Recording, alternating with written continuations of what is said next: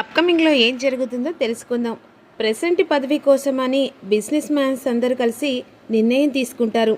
గగన్కి ఇవ్వాలని చెప్పేసి అనుకున్న తర్వాత శరత్చంద్రను, భూమిని, అపూర్వను ముగ్గురిని పిలిపిస్తారు.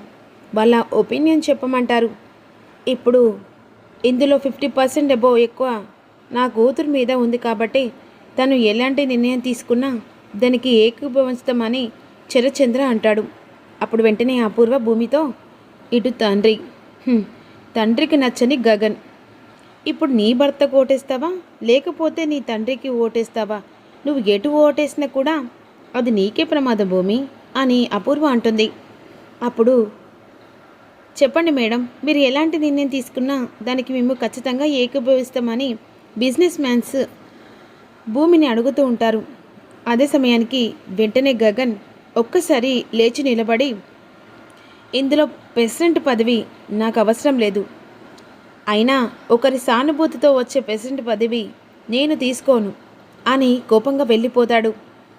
అప్పుడే ఇక భూమి కాస్త రిలాక్స్ అవుతుంది.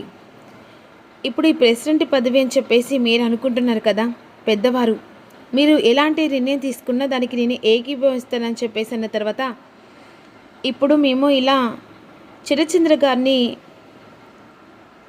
తనని అడిగి తన మాట ప్రకారం ఏకీభవించాలనుకున్నాం, కానీ సిచ్యువేషన్ వేరేలా ఉంది. సరే, మరోసారి మీటింగ్ పెట్టి దీని గురించి చర్చిస్తామని అక్కడికి క్లోజ్ చేస్తారు. ఇక అలా వెళ్ళిన తర్వాత అపూర్వను భూమి ఈ విధంగా అంటుంది, నువ్వు ఏదో రకంగా కుటుంబాన్ని విడగొట్టి నన్ను బావను విడగొట్టాలని చెప్పేసి, అంతేకాకుండా ఆ ఇంట్లో నుంచి నువ్వు నన్ను ఎప్పుడు పంపించాలని ఆలోచిస్తూనే ఉంటావు అపూర్వ. కానీ నీకు ఆ ఛాన్స్ని ఇవ్వను కదా. ఏదో రూపంలో నన్ను కాపాడుతూనే వస్తూ ఉంటున్నాడు ఆ దేవుడు. మరి కొత్త రూపంలో కూడా ఎవరైనా ఎంటర్ అయ్యి అప్పుడు నీకు చెక్కు పెట్టే టైం కూడా అతి త్వరలోనే ఉంది. ఏంటి, నాతో సాహసం కడుతున్నావా? చూద్దాం. అయినా నువ్వు ఎవరిని కాపాడాలనుకున్నా అది నీకే రివర్స్ వస్తుంది. రాబోయే ఇంకా 2 డేస్లో ఆ చెర్రిగాడు రిలీజ్ అని అనుకుంటున్నావు కదా, వాడికి శిక్ష పడుతుంది. అప్పుడు నువ్వు, గగన్ అందరు కలిసి ఓ మూలను కూర్చుంటూ బాధపడుతూ ఉన్నది. అంతకు మించి మీరు చేసింది ఏం లేదు కదా అని విధంగా అంటుండగా, మరోవైపు ఇక్కడ కార్ దగ్గర స్పీకర్ పెడుతుంది కదా, ఆ విషయం అపూర్వకు తెలియకుండానే లడలడ వాగిస్తుంది. ఇదంతా అయిపోయిన తర్వాత గగన్ని కలవడానికి తార, ధ్రువ ఇంటికొస్తారు. అదే సమయానికి ఇక ఇంట్లో వంటగదిలో వంట చేస్తూ ఉంటుంది శారద. ఈలోపు గగన్ గారని చెప్పేసి పిలుస్తుండగా ఎవరు అని చెప్పేసి హాల్లోకి వచ్చేసరికి ధ్రువ, తార కూర్చోబాబు అన్న తర్వాత అదే సమయానికి ఎవరమ్మా అని పూరి హాల్లోకి వస్తుంది. ఓ మీరా, బాగున్నారు ధ్రువ గారు? బాగున్నాను, కూర్చోండి. అవును, మీ అన్నయ్య బయటికి వెళ్ళాడు అని విధంగా అన్న తర్వాత అదే సమయానికి గగన్ కూడా ఇంటికి వచ్చేస్తాడు. హాయ్ ధ్రువ. హాయ్ గగన్ గారు, కూర్చోండి అని చెప్పేసి అన్న తర్వాత, అమ్మ కాఫీ తీసుకురావా అని చెప్పేసి, మీతో మాట్లాడడానికి వచ్చాం. చెప్పండి. ఏం లేదు గగన్ గారు, మీరు అనుకున్నట్టుగా భూమికి డైవర్స్ ఇచ్చి ఇక పెళ్లి ముహూర్తాలు పెట్టుకుంటే త్వరగా పెళ్లి చేస్తే సరిపోతుంది కదా. నువ్వు కూడా మీ చెల్లెల గురించి త్వరగా పెళ్లి చేయాలని అనుకుంటావు కదా. రోజుకి రోజులు గడుస్తూ ఉన్నాయి కదా, అందుకే అడగడానికి వచ్చేసరికి శారద కంగారు పడిపోతూ ఉంటుంది.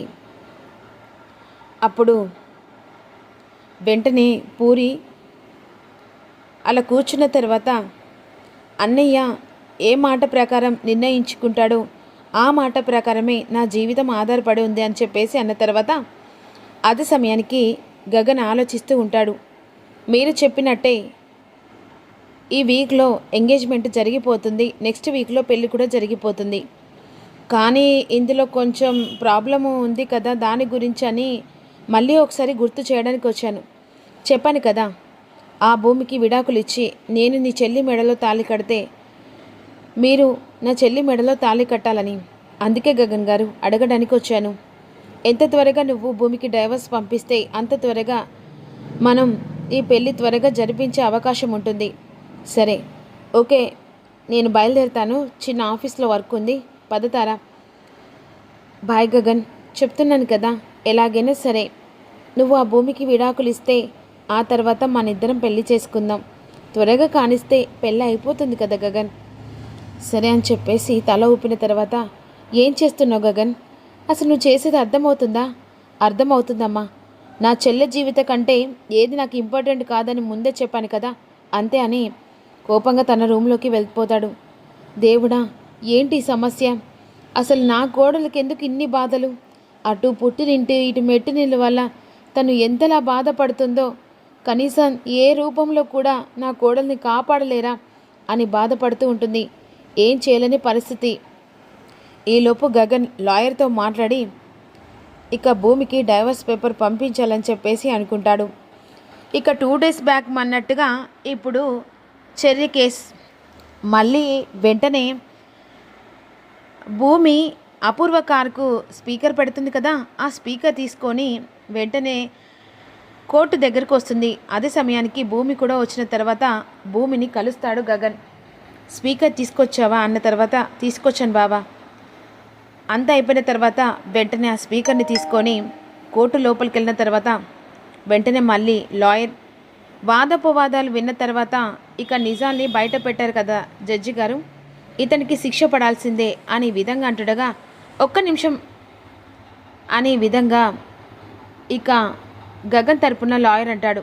ఒక్కసారి ఈ వీడియో విన్న తర్వాత ఇక ఏ నిర్ణయం తీసుకుంటే ఆ నిర్ణయానికి ఏకీభవిస్తా జడ్జి గారు అన్నది వెంటనే స్పీకర్ ఇచ్చిన తర్వాత అపూర్వ బండారం ఇక ఇక్కడ లిల్లీని కిడ్నాప్ చేసి పెట్టడం, తనని బెదిరించడం, బ్లాక్మెయిల్ చేయడం ఇదంతా రికార్డ్ అయి ఉంటుంది. అది విన్న జడ్జి షాక్ అయిపోతాడు. ఇక సాక్ష్యాలు వినిపించిన తర్వాత, ఇప్పుడు మీరు చెప్పండి జడ్జి గారు, నా క్లయింట్ నిర్దోష దోష? ఇప్పుడు మీరు అతని మీద కక్ష కట్టి అతన్ని జైలు పాలు చేయాలని కొంతమంది వ్యతిరేకంగా తనని కావాలని బ్లేమ్ చేశారు. ఇందులో పాత్ర కూడా ఆ ఎస్ఐ సూర్య కూడా ఉందని చెప్పేసి లాయర్ వాదించిన తర్వాత వెంటనే వాదోపవాదాలు విన్న తర్వాత ఇక ఇతని మీద కావాలని ఈ కేసును బదనించి ఇతన్ని ఈ కేసులో ఇరికించాలని పన్నాగం పన్నారని అర్థమవుతుంది.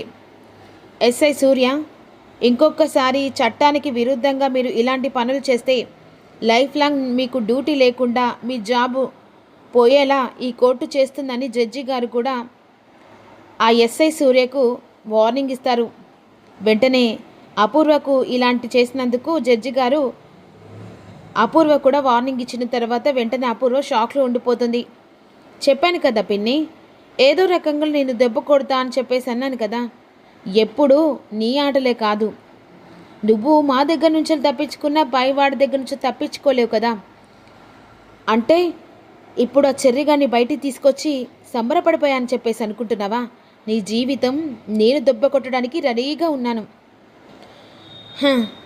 నువ్వు దెబ్బ కొడితేనే నేను దెబ్బ తింటా, లేకపోతే అక్కడ కలుస్తేనే కలుస్తా అని చెప్పేసి నువ్వు నోటుతానంటే సరిపోదు పిన్ని.